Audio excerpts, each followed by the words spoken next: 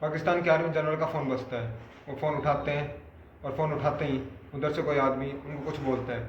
Phone रखते ही पाकिस्तान में मौजूद हमारे दर्जनों एजेंट्स को मौत के घाट उतार दिया जाता है। जय हिंद, जय भारत। आप लोगों का एक बार फिर से स्वागत है हमारे यूट्यूब चैनल पेस नॉलेज में। आखिर किसने किया था वो फ़ोन कॉल और क्या कहा उसने उस फ़ोन कॉल पर उस पाकिस्तानी जनरल से, जानेंगे इन सभी सवालों के जवाब आज की हमारी इस वीडियो में।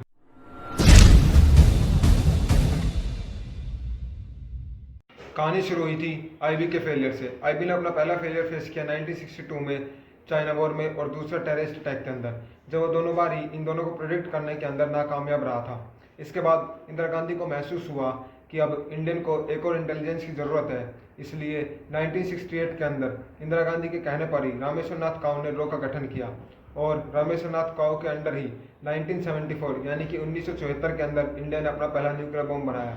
इस न्यूक्लियर बॉम्ब ने पूरी दुनिया के होश उड़ा दिए थे, साथ ही साथ पाकिस्तान और चाइना के पैरों के तले से ज़मीन खिसका दी थी। अब पाकिस्तान भी हर हालत में न्यूक्लियर बॉम्ब चाहता था, फिर चाहे उसे वो चोरी कर मिले या उसे खरीद कर मिले। इसलिए उसने आईएसआई को चुना। अब कई लोगों के ध्यान में सवाल उठ रहा होगा कि आईएसआई आखिर है क्या। आप लोगों को बता दें कि आईएसआई पाकिस्तान की एक इंटेलिजेंस एजेंसी है और इसी को न्यूक्लियर बॉम्ब बनाने का काम दिया गया था।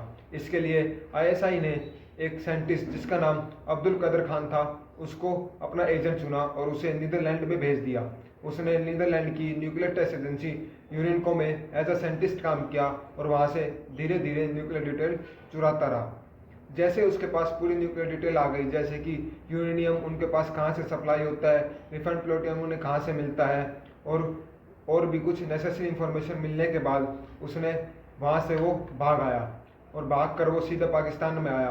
पाकिस्तान में उसको पाकिस्तानी आर्मी और जुल्मी अली खां की सपोर्ट मिल गया। इसके बाद इन लोगों ने उस जगह को ढूंढना शुरू किया जहाँ पर वो न्यूक्लियर बम बना सके। इसके लिए इन्होंने रावलपिंडी, जो कि पंजाब के में स्थित है, उसी के एक छोटे से शहर कहूटा को चुना। अब इसकी भनक कैसे न कैसे कर कर रो तक पहुँच गई। रो को ये मालूम था कि इसको जो रिसोर्सेज दे रहा है वो फ्रांस दे रहा है, पर फ्रांस इस बात से अनजान था कि वो इस पाकिस्तान इन सभी रिसोर्सेज का उपयोग न्यूक्लियर बम बनाने के लिए कर रहा है। पर चाइना इस बारे में सब कुछ जानते हुए भी पाकिस्तान को सपोर्ट कर रहा था। अब रो को महसूस हुआ कि इस प्रोजेक्ट को उन्हें नष्ट करना है। इसके लिए उन्होंने अपने सभी एजेंट्स जो कि पाकिस्तान में मौजूद थे उनको हाई अलर्ट पर डाल दिया और उनसे बोला कि वो सभी फैसिलिटीज़ की जांच करें और पता लगाएं कि कौन सी फैसिलिटी के अंदर न्यूक्लियर बम बन रहा है। अब जो एजेंट्स को कुछ टाइम की रिसर्च के बाद शक हुआ कि कहीं ना कहीं nuclear bomb Khan research laboratory, जो कि रावलपिंडी पंजाब के एक छोटे से शहर कहूटा में स्थित है, वहीं पर बन रहा है। पर इस बात को कंफर्म करने के लिए उन्होंने एक बहुत ही अजीब सा तरीका निकाला। तरीका ये था कि उन्होंने जितने भी साइंटिस्ट वहाँ काम करते थे उनके बार से उनके हेयर सैंपल कलेक्ट किए और उन्हें रिसर्च के लिए दिल्ली भेज दिया। दिल्ली में रिसर्च में पता चला कि रिसर्च में फोरेंसिक डिपार्टमेंट को ये पता चला कि उनकी बालों के सैंपल में रिफाइंड प्लूटोनियम के कुछ ट्रेसेस मिले गए हैं। इस बात से कंफर्म हो गया कि जो न्यूक्लियर बॉम्ब है वो कहूटा में स्थित खान रिसर्च लेबोरेटरी में ही बन रहा है। हम आपको बताना चाहेंगे कि जो भी लोग न्यूक्लियर बॉम्ब के आसपास काम करते हैं उनकी बॉडी में कहीं ना कहीं रिफाइंड प्लूटोनियम या यूरेनियम के ट्रेसेस जरूर मिलते हैं और यही कारण था कि उन साइंटिस्ट के बालों में भी इंडियन साइंटिस्ट को रिफाइंड प्लूटोनियम के ट्रेसेस मिले। इसी के साथ स्टार्ट होता है रो का मिशन कहूटा। अब रो को पता चल चुका था कि न्यूक्लियर बॉम्ब कहूटा में बन रहा है, इसलिए उनका दूसरा काम था उसको तबाह करना। इसके लिए रो एजेंट्स ने उसी में काम करे एक साइंटिस्ट को कुछ रुपए के बदले अपनी तरफ कर लिया और उससे खान रिसर्च लेबोरेटरी के ब्लूप्रिंट मांग लिए। इसी के बीच हमारे देश के पीएम बदल गए और नए पीएम बने मोरारजी देसाई।